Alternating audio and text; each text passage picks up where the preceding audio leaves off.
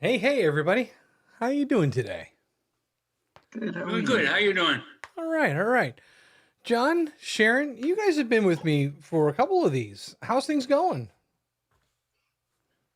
Things are going Good. well. Yeah? I'm progressing a little bit. You're what now?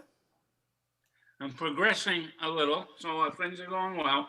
Good. Glad to hear that. Glad to hear that. Sharon?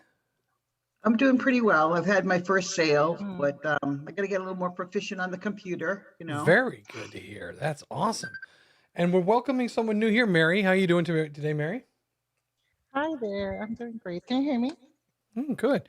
So Mary, you're joining us here. Are you a new agent with us? I'm actually a new agent of Tanya Katabuga. All Yeah, right. so I'll be working with for her. Very nice. Very nice. Well, Mm-hmm.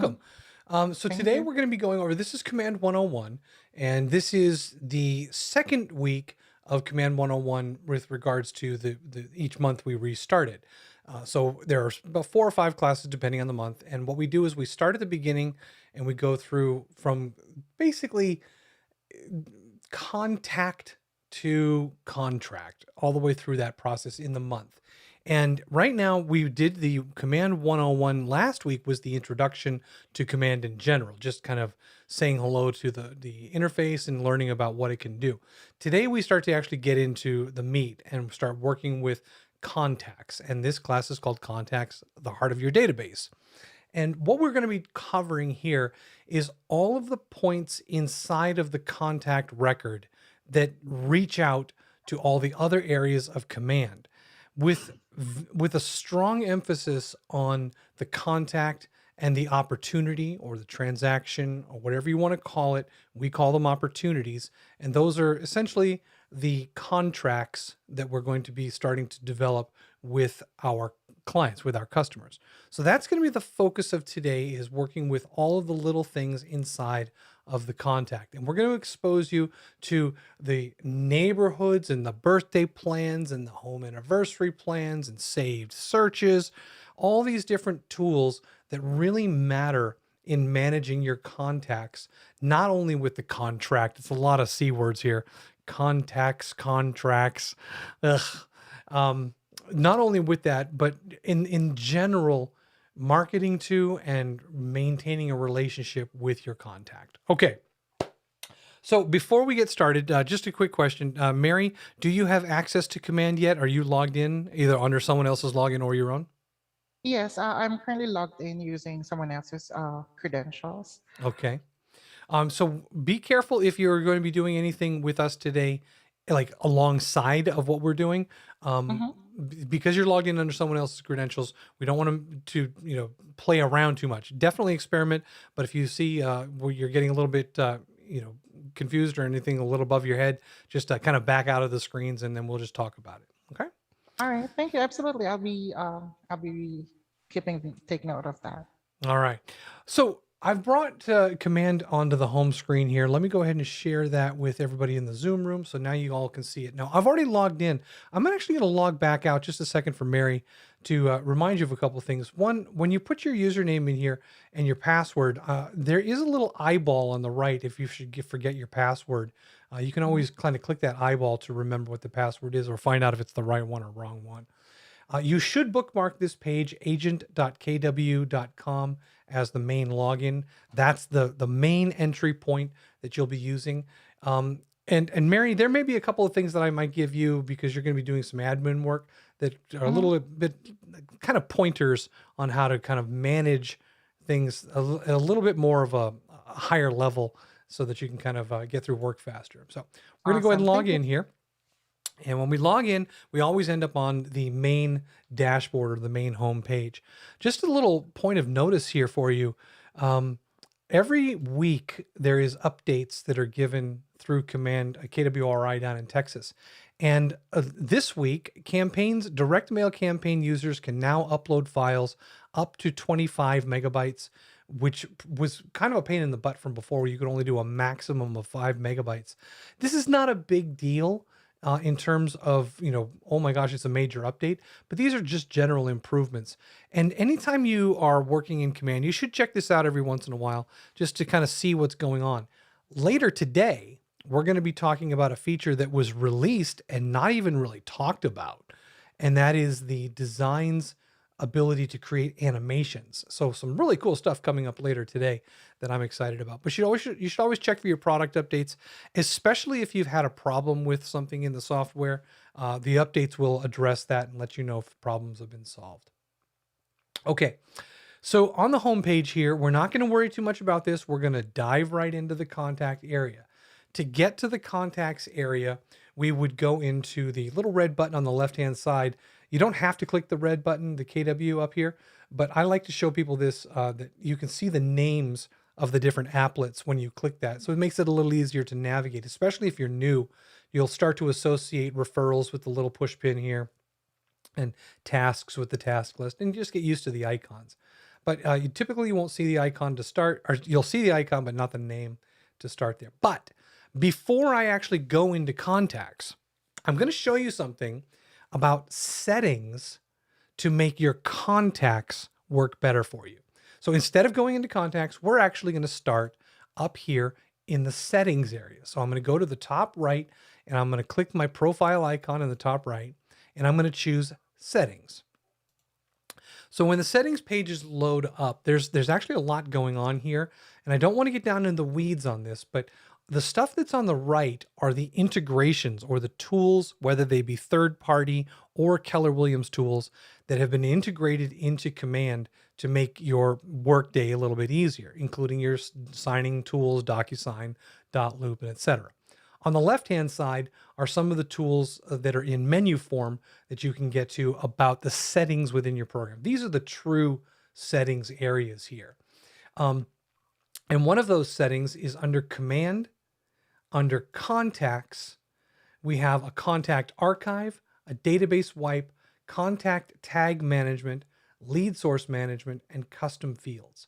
So I'm going to be talking a little bit about these today. We're not going to be doing any editing, but I want to bring this to your attention that we can archive contacts. We can, not that we would, but we can wipe our database and start clean if we wanted to. We can manage the tags that we have created for our contacts and create tags for our contacts here. So we can do that here. We can manage the lead sources, Facebook, Brivity, Zillow, all the different sources where we get our leads. And so we know where leads have come from. We can also create custom fields, which I will show you when we're in the contact area. And this is where you can manage those custom fields. But again, this is just to introduce you to some of those settings on the left-hand side. What's important right now, though, for our contacts is the productivity, being able to do things with our contacts. I'm going to slide down this integrations list until you start to see some things that are very important. Gmail. We want to make sure that your Gmail account is connected to Command. And what this means is you will be able to send and not receive really, but send and track emails from Command that go through Gmail. If you don't connect this, when you try to send an email from Command, it's just going to open up your default email client on your computer. So if you're running a Windows, it's going to open up Outlook or Windows Mail. Or if you're running a Mac, it's going to open up Mac Mail by default. Those are, again, whether or not you set those as your defaults, the default applications are those. We don't want to use those if we're going to track our email conversations with our contacts. So you want to make sure that in this section here, if there's a button that says connect account, you're going to want to connect that account. Okay. And then we go down a little bit further, and unfortunately this is broken right now. It's been broken for a few weeks, and I'm really hoping they get it fixed. And this is the Google Calendar integration. And the Google Calendar integration, let me go ahead and click on this and see if it's still broken. Yeah, it's still busted. What this did, and will do when they get it all squared away, is it will allow you to create appointments, meetings in Google Calendar directly from Command. And I love that feature, and I'm really disappointed that it's not working right now. because to me, this is one of the most powerful tools that's in here. And it's the ability to create and manage your appointments in Command so you don't have to worry about keeping them in two places, and you'll be able to manage them a lot better. So I think that's very important. There is also connections to things like Office 365, and I'm going to be totally honest with you. In the past, I had this connected and I didn't see what it was doing. I don't know what they did here. I don't know exactly what it was for. If you ever figure out what they were doing here, let me know, because right now I don't know what that was. But you can connect it, and I did have it connected. I just didn't see any results with it. The other thing that you'll see in here is Command Email down here close to the bottom. And this Command Email, when we click on Manage here, when we click on Manage, we're going to see two fields. We're going to see the name that emails contain when they leave Command to going to a client. So what is the name of the email sender? The reason this is important is because some people, and not me, I don't go by anything but Robert, but there are some people that don't use Robert, the full name. They use shortened versions of the name. And I'll let you guess what those are. And I don't want anybody to call me anything but Robert. But when you're in here, you could change it to a shorter name if you'd like. So I tell people, listen, if you want your emails to come from, Liz instead of Elizabeth, you can absolutely do that. And you're more than welcome to. Okay. So, why am I seeing a chat on that screen? Hang on a second, you guys. There it is. Okay. Okay. So that section there gives you the opportunity to change what it goes out as far as the name. The next one, the reply to email.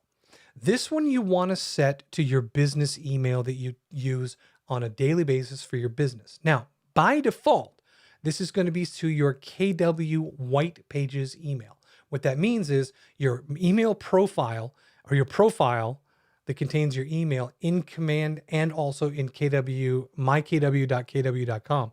That will be your default. And you can actually see this here where it says, White Pages email. There's a Keller Williams email. There's a recovery email. There's a marketing profile email, and you can actually create a custom one.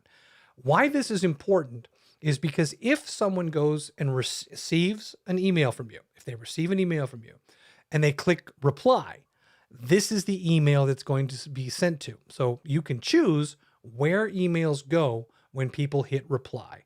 And that's kind of cool because maybe your KW email is not the email you want to use for replies. And I think that's kind of neat that you can do that. Okay. So those two settings, once they're done, you can click on Save Changes if you've made some changes there. And then you can just go ahead and close that dialog. Now, there's nothing really additional beyond that here that we need to worry about in terms of our contacts.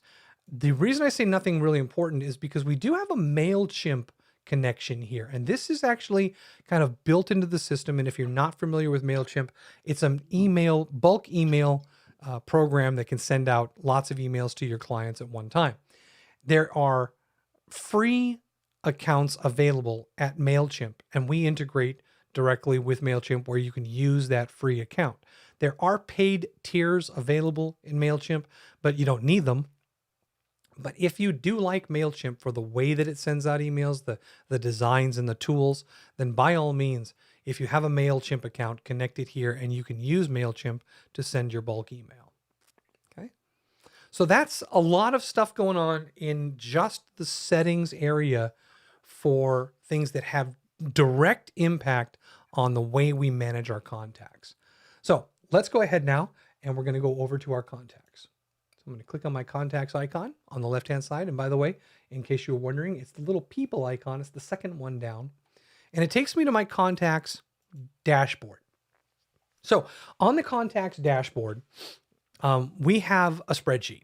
And the spreadsheet is broken down into columns and rows, and it shows you your database of contacts. Now, up in the right-hand corner of the spreadsheet, not the right-hand corner of the program, but right above the names and the addresses and everything, there's a section here with how many contacts are in your database right now and how many contacts you're currently viewing on the screen. As you can see, I have 974 contacts in my database, and I'm viewing on one page 500 of those contacts. So if I slide down through here, you're going to see 500 names roll by. And that's because I like to see a lot of names on my page at one time. But I will warn you, when you run that many contacts in one view, it can slow the machine down because it has to load all of that data.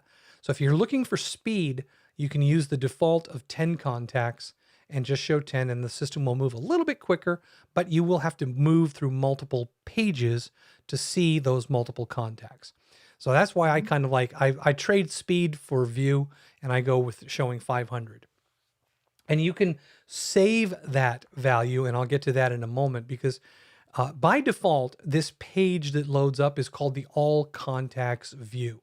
And we can store or save different types of views for different purposes.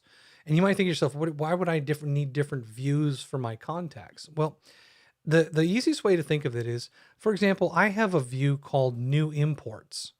And what it does is it filters and shows me the contacts that have been imported into my database within the last week. So I can zero in on just the people who are new to this database in the last week. I also have one called Updated in the last week, which is a different view showing me any modifications, phone number changes, emails sent, notes taken, things like that in the last 5 days. So I can actually see 5 days worth of activities by creating a view to do this. So to do that, to create a view, you don't have to worry about starting with this button here. All you got to do is kind of set the view up the way you want. So let me walk you through some of the things that you can do with your views. So I'm going to go back to my default view for a moment. And when I'm looking at the default view, I have these columns and rows. So the rows I can't change, but the columns I can. You can't adjust the name column on the left, but you can adjust where the primary phone, email, tags, or any of these other visible fields, where they are and how wide they are. You can adjust the width of them here. You can do some things like that. And you can choose whether or not they're even on your view. So let's talk about these columns. There's a button right above the grid here called Customize Columns. And when you click on this, it's going to show you on the right-hand side in a vertical view, but it's still kind of, you can make sense of it, the names of the columns that are currently visible and where they are in the list. So we know that primary phone, email, and tags are the first three in my view. So primary phone, email, and tags. So we now see that we're looking in that column customizer, that this is the columns that are currently visible. Now, if you don't want a column, or if you want a different column, you can use the left-hand side and say, okay, don't show me this, don't show me that. And you can uncheck the columns that are checked and remove them from your view. So that basically, I've taken all the columns out. I don't even know if you can save a view with no columns. You can. That's horrible. Oh, I didn't think that would work. Okay. So if I go back into my customized columns, at least I pick, let's take, the bare bones ones, primary phone, primary email. Maybe I'm going to look for tags, and I'll do that so that it keeps it simple for you. So when you check the boxes on the left, and by the way, if you scroll through, you'll be able to see all of your columns that you've created. And what I mean by that is custom columns can be used in your view. So if you create custom columns, you can actually view them there. So then I'll just apply this little view here. So now it's going to bring up the 3 columns that I requested, and it's going to show me all of my contacts with those 3 columns. So that's one way we can customize the columns, but we can also customize what's in them by using the filters up here to the left of that Smart View button. So if I click on filters, this is called a drawer. They call this a drawer of tools, like a tool drawer. I guess I could call it a tool drawer. And what it does is it brings out all of the possible filters that you can use to see things. Now, this is very valuable to organize your data into groups, categories, and segregations that make sense to the way you work. By using tags, we can see only the people, contacts that have those tags by filtering. So if I say Market Center Leadership, which is one of the tags that I have here. So what this is all of the contacts in my database that work at our Market Center at 463, I've given them a tag of Market Center Leadership. So if I just do that alone and I click apply, what I end up with, quite honestly, is a little mini directory of all the people at the Market Center. So now I have all of our leadership at the Market Center, and I can go through that, and there are 22 of us, and I can go through and I can find anybody I'm looking for. I can sort their names A to Z by their first name or their last name, and I can see what their email is. And if I wanted to, I could go to the customized columns here, and I could bring out their title, and I could apply that to the view by putting title at the front of the view. And now I know who and what they do, and I have their email and their phone number. So I have an instant directory. And when you do this, you can actually save this view by clicking Create Smart View, and we'll call this MC Leadership. Okay. So now I have a view that I can open up anytime to see my Market Center leadership and their contact information. Very cool. Now, why would this matter for you as an agent? Well, if you've got people that are looking for specific, maybe they're looking for land, or maybe looking for condos, or maybe they're people that you've dealt with in the past, but it's been more than a year. Anything, just think about anything that you can do to categorize and organize your contacts. Then you can create views so that, let's say on the first week of the month, you always work with people that you haven't spoken to in at least 6 months. So you have a view that shows last contacted 6 months or longer. And then you create that view. And then on Monday morning, you bring that view up and you start dialing, calling out, reaching out to people. And then you log that information inside their account, their contact information, and then they fall off that view because you reached out to them. And then you have, at the end of the week, you've got a clean, empty view, and it won't be valid until the next week. So it's a really good way to help you think about working. Okay. Now, the information that we display on the front page is all available inside of the contact. There are a couple things here on this front page that we can do to manage this group of people. And what I mean by this is, if I click on a link here for a name of a person, Alana Babineau, our marketing specialist, if I click on that, I'm going to enter her record, and any changes that I make are going to impact just her record. But we can actually do bulk edits. There's a checkbox up in the upper left-hand corner of the header here. And when you click that checkbox, you select all of the contacts that are currently in your view. In my case, it's 22. And then I can use what's called bulk action. And there's a button right next to this little thing that says you have selected 22 people. Right next to that is a button that says bulk action. When I click that, I get a drop down of all of the things that I can do to all of the currently selected contacts. So I can add to the email list. I can archive them. I could send them all a text message. I could add tags or remove tags. I could share them with another agent in our Market Center. I could share them with you. So Sharon, do you have a list of all of the people at the Market Center? No, I don't. Would you like one? Yes, I would. I'm going to choose share copy. And I'm going to say, share these 22 people with Sharon. So Sharon, in about 2 minutes, your database is going to have a little red button on the bell. And it's going to say 22 new contacts were shared with you. Very And good. now you have our list. So Mary, would you like that list? Yes, absolutely. I thought you might. So I'm going to share a copy. I'll click on this. Now, the thing that I'm going to be curious about with you, Mary, is you said you're an assistant and you're using someone else's login. So when I go in here, I had the feeling that I wouldn't find you. What is the name of the person that you're working with? I am working with Tanya Catabriga. Tanya, Tanya. Oh, it's Tanya. Yeah. Yeah, Tanya, Tanya. And there we go. Oh, I know who All right. Tanya is. Okay, so I'm going to share those with Tanya, and it's basically sharing them with you. So I'll do that. John, are you interested? Very much so, yes. All right, sharing a copy here. We're going back in. We've got them all still selected, so 22 of them are coming your way. And so PERROW. There you are. And boom. Okay, Sharon, did you see that red dot yet pop up? Yeah.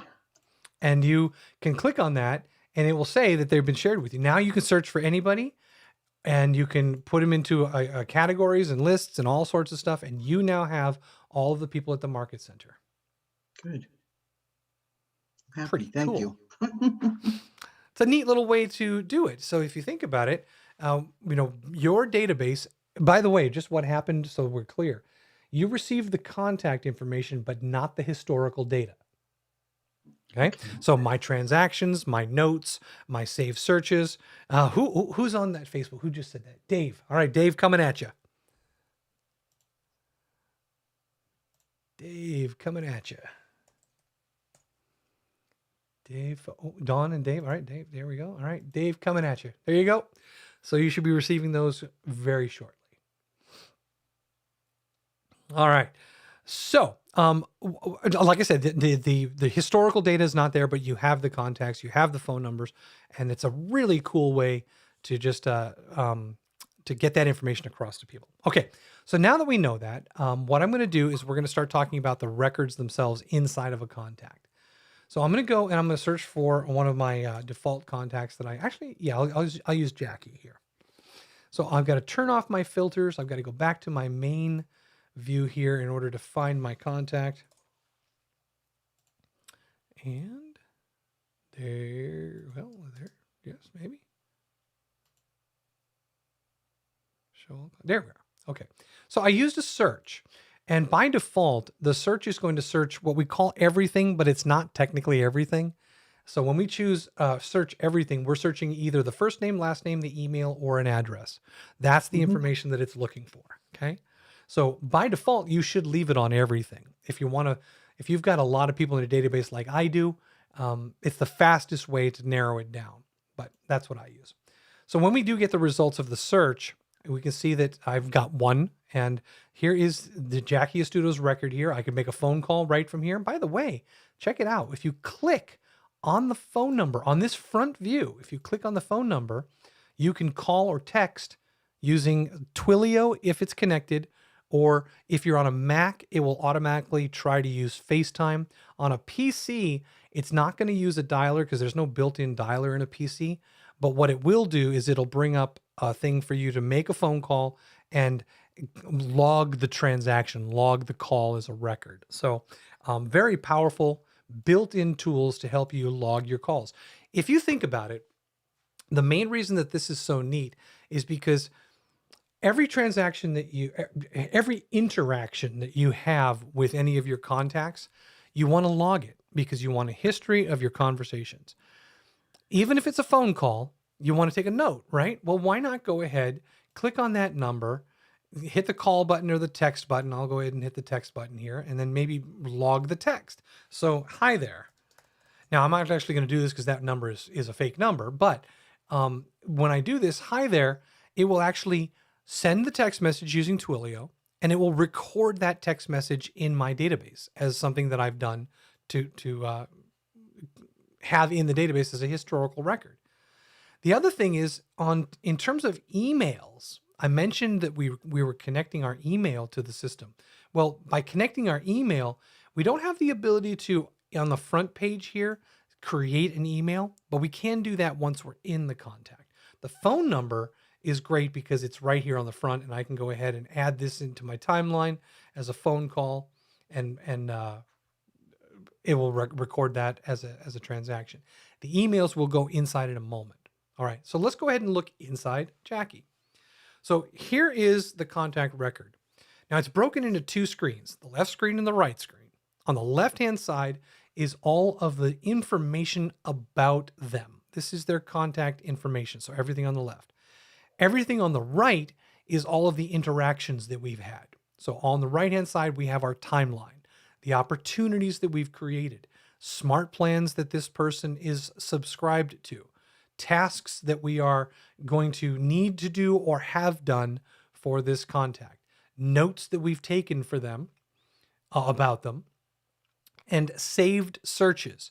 So I'm going to actually start at the saved searches because I want to explain that a saved search does not require this contact to be connected to you via their mobile app. You can set up a saved search for anyone in your database as long as you have an email.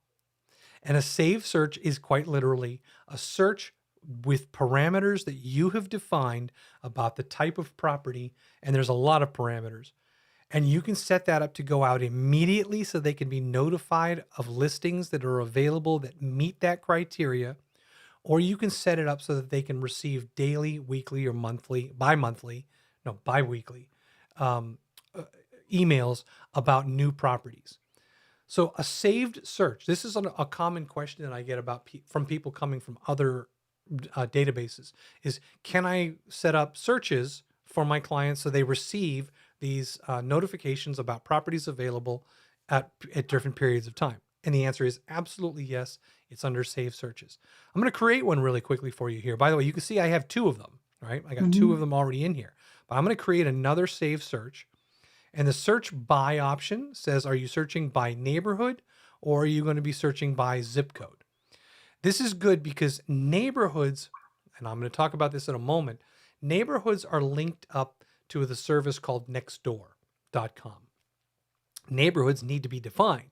So if we're looking for something in a particular street or area and it's not already defined as a neighborhood, then you're not going to find it.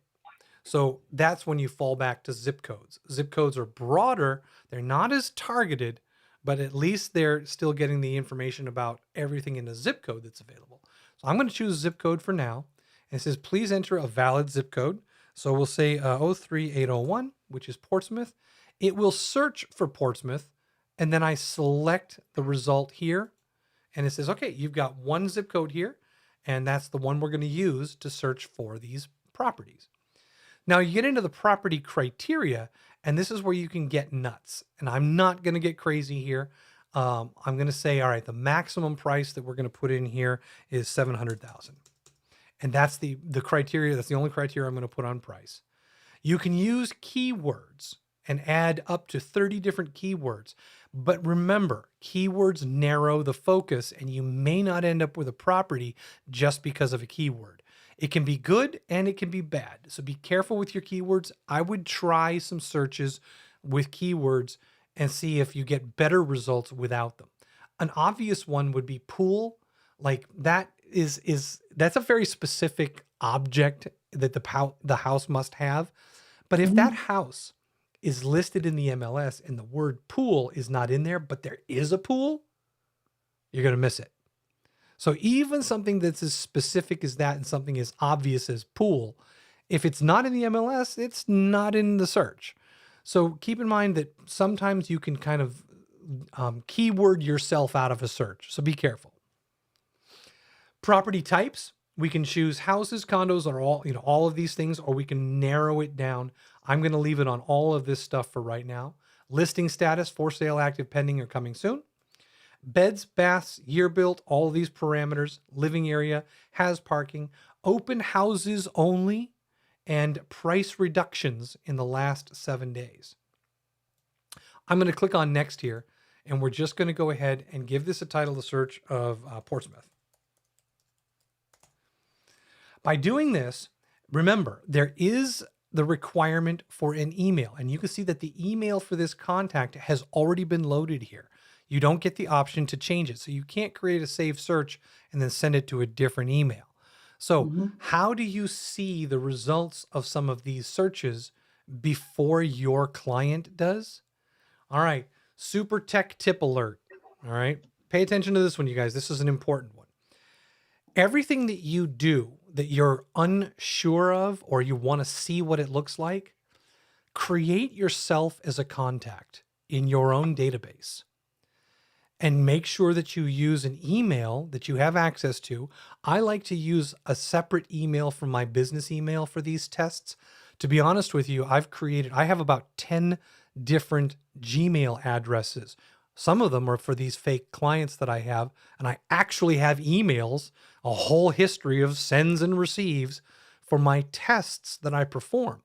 So you don't want to run this save search, or maybe you do, I don't know. But if you want to run this save search and see what the results are for yourself, run it and see what happens.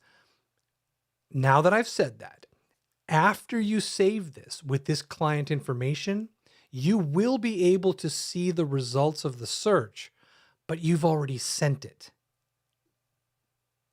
So we don't want to do that.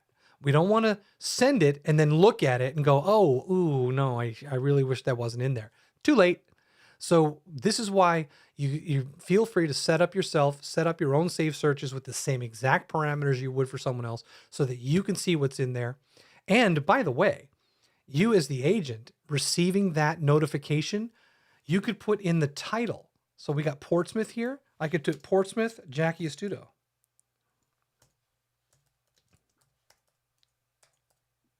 And if I did the exact same saved search under my name and sent it to myself, I would be able to look back in the history of the emails that I've received in that special account for this. And I could say, oh, let me see all of Jackie's saved search results. And you now have transactional history of what she saw exactly as she saw it, plus the save searches that she's receiving.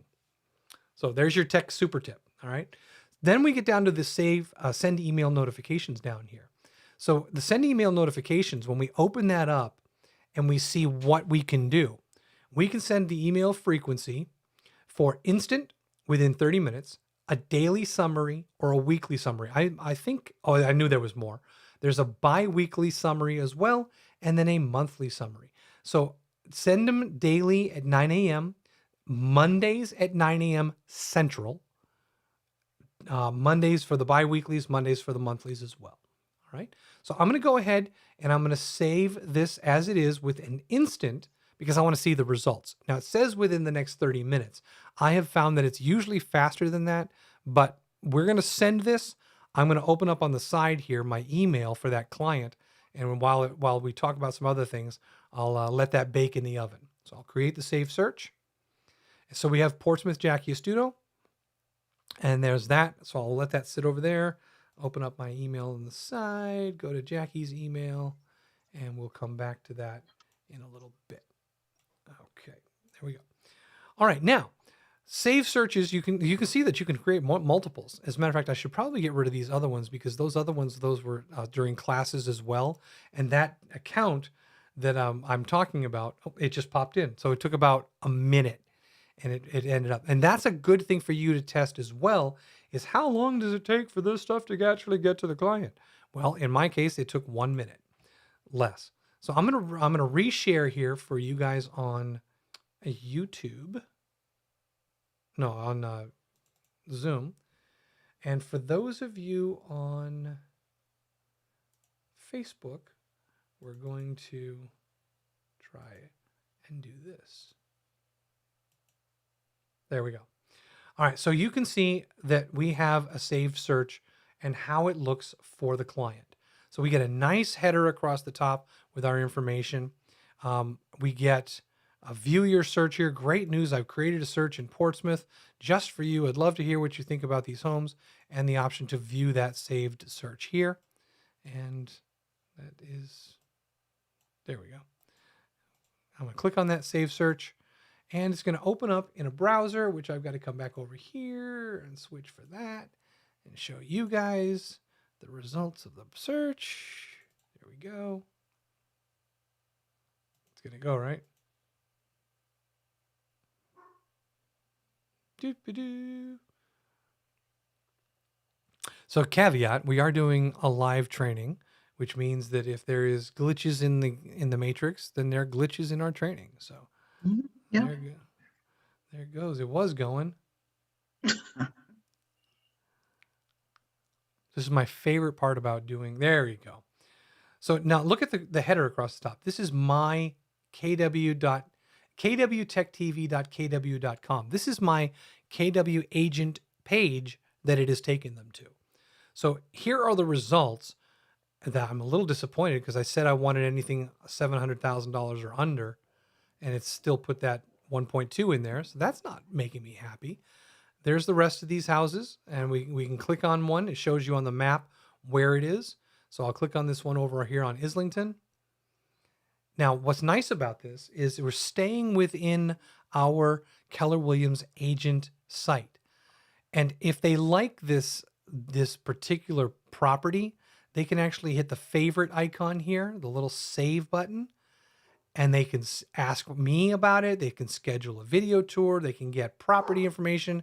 I mean, this is a full, well-built display about all of the property information, everything plus the contact forms, and it's sourced from the MLS.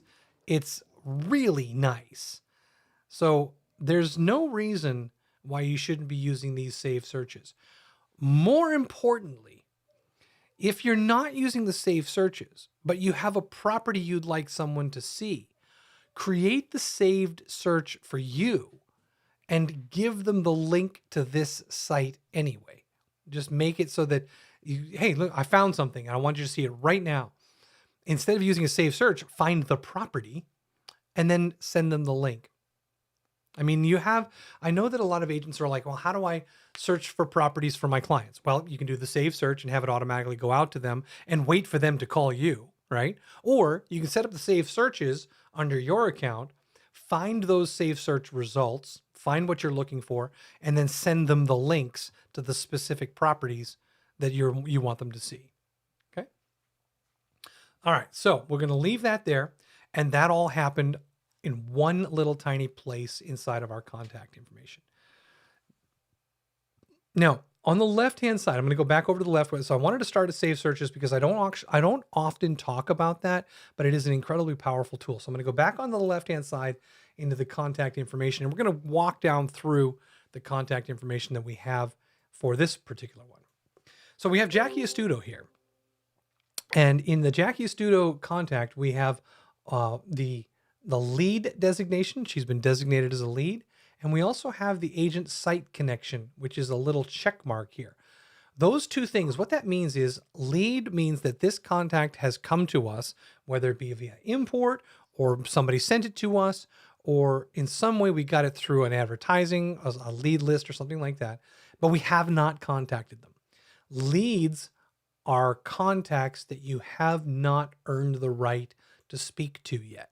So when we mark something as a lead, we mark it as a follow-up to engage them and to get a relationship with them.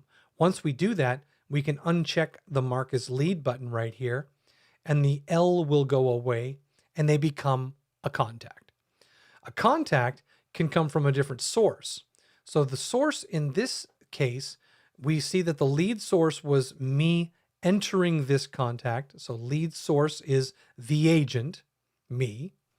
And they are also connected to our website, which means that they can log into my KW, Tech TV, what is it? kwtechtv.kw.com. Love my website address. So they can actually log in there and save their own searches, which will come to me because the connection to our website is the same as our connection to our contacts. Anybody who does anything that's logged into our website, we see that activity. So that's a really powerful tool. So now we have a contact health score of 100%. 100%. That effectively means that I can contact this person 100% of the different ways that this software can work with them. Addresses for mailings, phone numbers for calls, emails for emails. I can also come down here and I can see that I have neighborhoods associated for neighborhood nurture programs to let them know what's coming up in those neighborhoods. And I'm going to talk about the difference between saved searches and neighborhoods in just a moment. Below the neighborhoods, I have a secondary email address. I have a secondary phone number. I've got a home address, which is the same as their mailing address, but it could be different. I've got their legal name. I've got down at the bottom here the social profiles on their online presence. their websites, maybe their Facebook page, their YouTube page, their Instagram page. Down at the very bottom, I've got a description about this person, their birth date, their home anniversary, their partner, in this case, a relationship that is designated as partner as opposed to spouse or mother, brother, father, sister. We can log them as anything. I've also got what company she works for. She works for Apple and she is the CEO. So all of this information gives me 100% of the tools in front of me to interact with this person. It also gives me a little bit more than that because it gives me the edge on knowing a little bit about them. So now that I have all of this, including their description, I know Superwoman, mother, sister, aunt, and grandmother. If I know that, I could also add in the notes area more information about this person. To become educated about your contacts means that as leads and as people that you know, when you go to have a conversation with them, if you use this page and you say, all right, you know what, I should probably check on the relationship that it's maybe, you know, Antoinette, her daughter. Maybe I should check in and see how Antoinette is doing. So ask Jackie, hey, I haven't talked to you about Antoinette in a while. How's she doing? This is ways that you can develop these relationships and connect with them in a very, very powerful way. Susan Kenyon, what are you doing here? There's nothing I can teach you. No, it's true. I need to brush up on my skills. And Well, I'm so glad to see you. It's been a while. How you been? I've been really good, thanks. And Good. I'm happy to be here. I was watching you on Facebook and I'm like, you know what? I'm going to join the Zoom. All right. And I'll be here for the 3 o'clock too. All right. So when we have all that information on the left-hand side, we can apply it to what's going on the right-hand side. So for example, in the opportunities area of our timeline, if I click on opportunities and I go to create an opportunity, all of this information on the left-hand side is going to be incorporated into the opportunity. So I'm going to be real blunt with you guys right now. I'm going to be totally honest with you, and I'm going to just kind of pull the curtain back. There are a lot of agents who feel that this information takes too long to enter, and they feel that it's kind of a waste of their time. And then they go and click on create opportunity, and they're missing half of the information. And then they go into the opportunity that they've created, and they're missing even more. And what ends up happening is if you don't do this stuff early and keep it up to date, all it does is waste time later. And I want to be clear that you can manage this page and have confidence that everything down the line is going to be right if this page is right. Mm-hmm. That's a fantastic thought, right? If I can say to you, manage it here, and I can promise you that everything else will fall into line, why wouldn't you, right?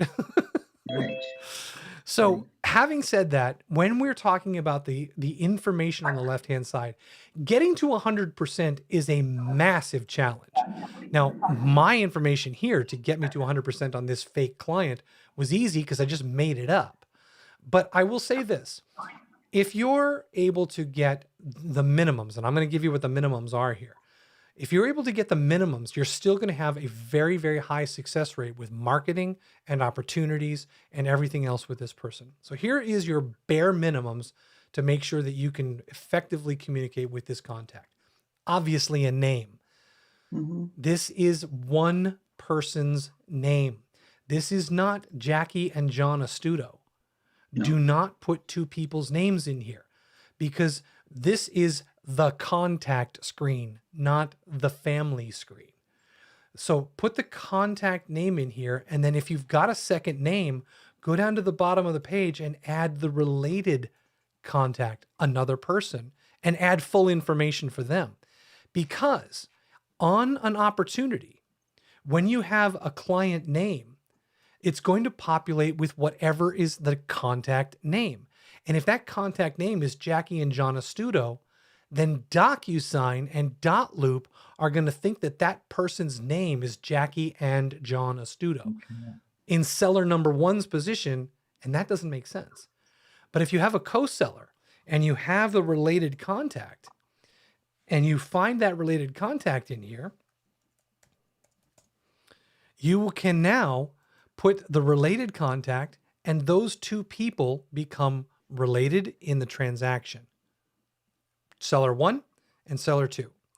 Now, I do have a class where I talk about the position seller 1 and seller 2 and what that means on the contracts that you're signing.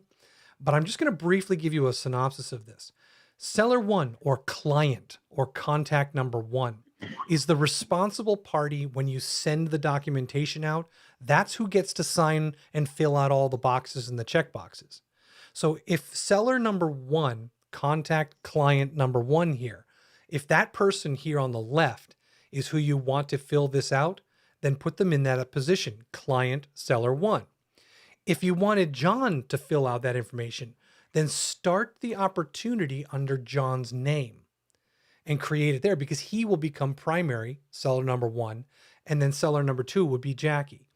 Now, it doesn't really have anything to do with hierarchy. It just has to do with, there was a decision made that one of these two people was going to be responsible for filling it out, and one of them was going to be signing it in saying, I agree, my name goes on this, everything that's on here I agree with. So whoever you want to be the primary to fill it out, have that person in that slot, because you can change it later, but it's actually easier to just keep it all organized here. Okay.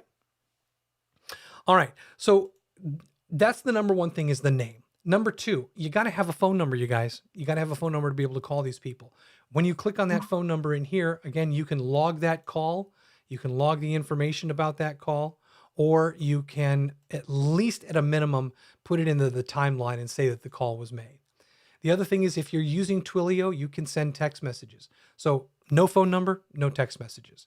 Text messages are great in smart plans. They're great in these ways where you can use them for quick messages, because we know that a lot of people use text over phone these days. The next thing that's important and absolutely critical is the email. Without that email, you're not going to be doing signatures in .loop or DocuSign without entering it manually. You're not going to be able to send them an email and have it tracked here. You're not going to have a record of their email. You're not going to know what's going on. Email.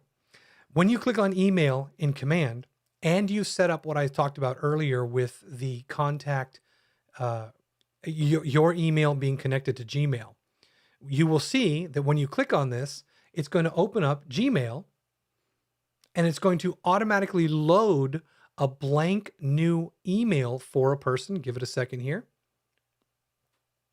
And all you have to do in your brand new email that automatically loaded up for you is paste the contact's name, because it was already copied to the clipboard, and you can come in here and say hi, and you can say sup.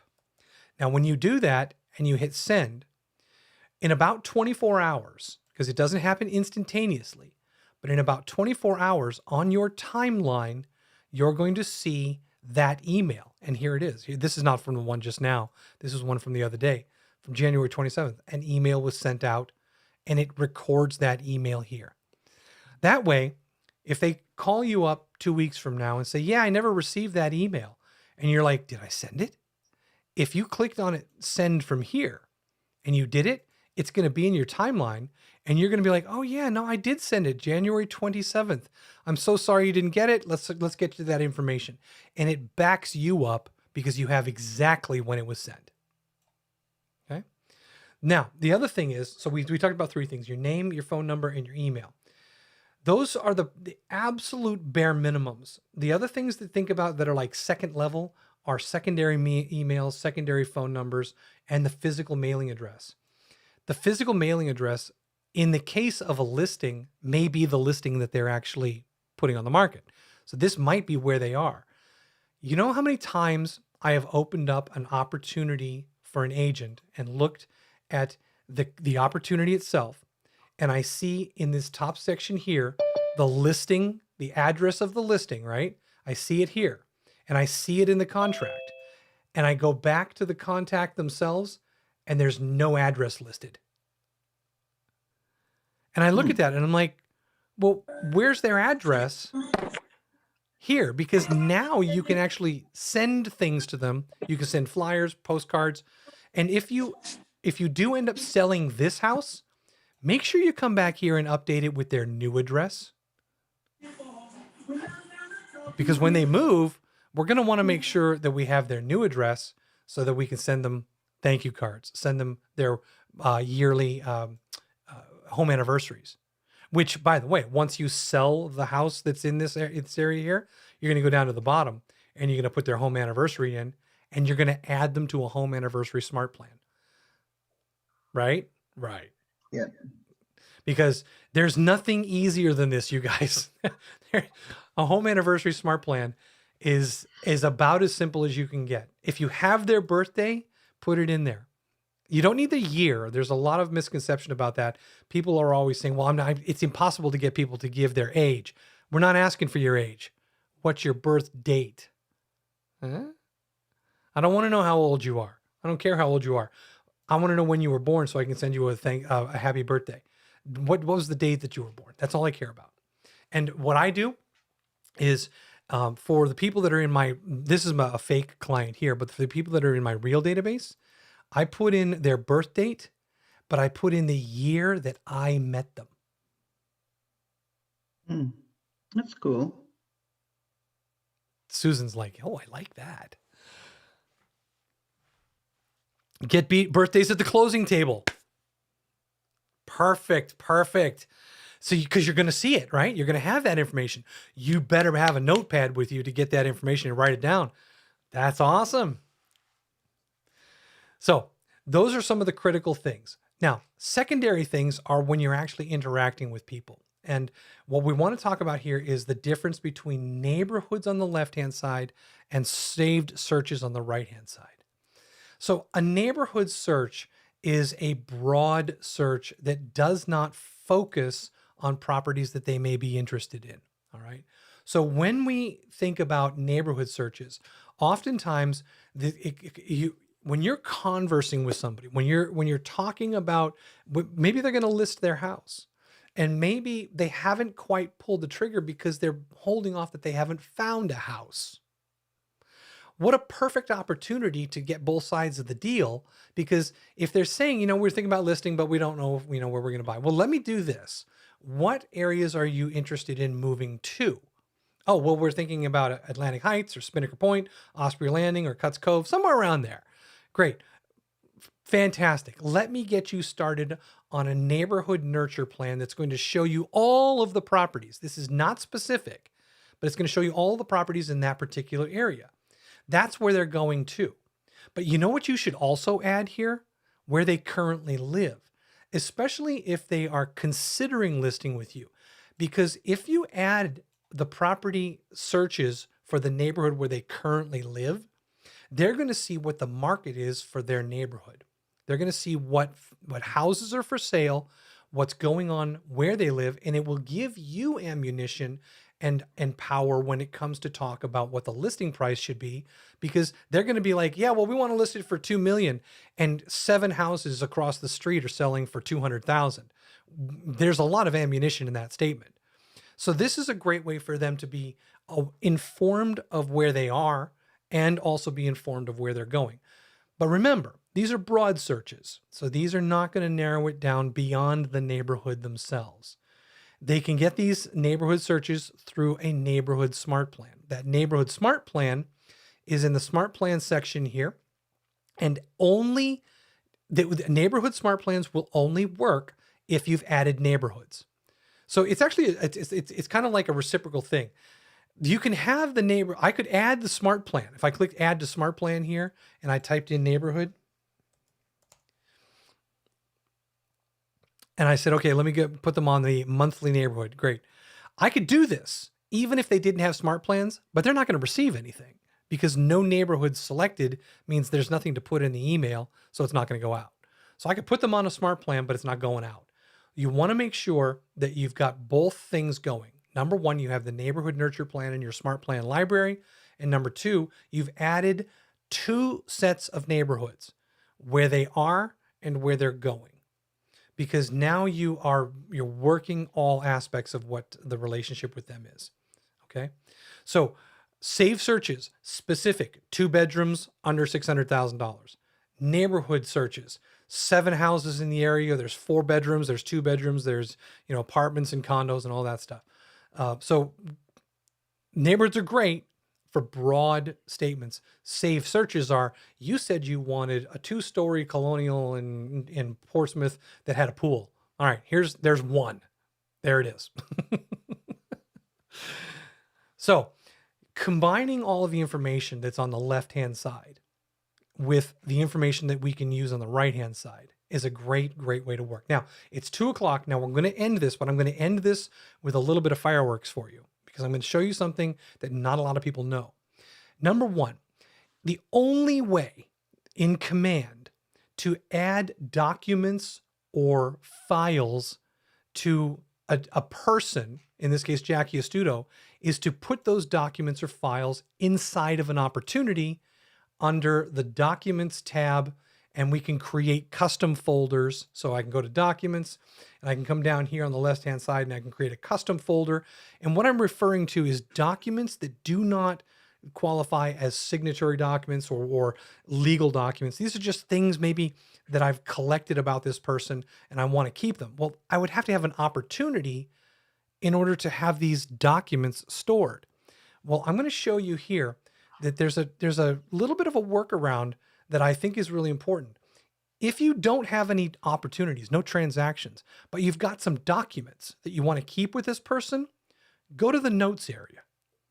And in the notes area, add a note and call this note Google Drive folder.